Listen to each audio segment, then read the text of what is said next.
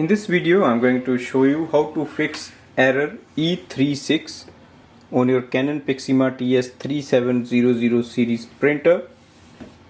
If we look at the printer display panel, it says error E36 and there is a warning light that is constantly on.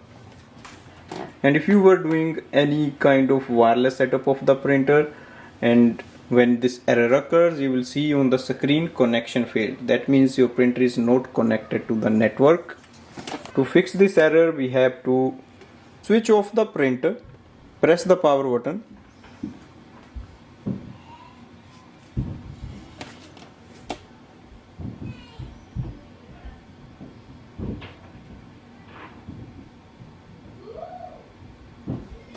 press the power button again to switch it on. You will see your printer will start normally and the error will go away. Now you can start your printer setup again, and for that you have to make sure you have strong signal of the Wi-Fi when you do this setup process. You can either move your printer near to the router or in an area where you have more signal. Thanks for watching.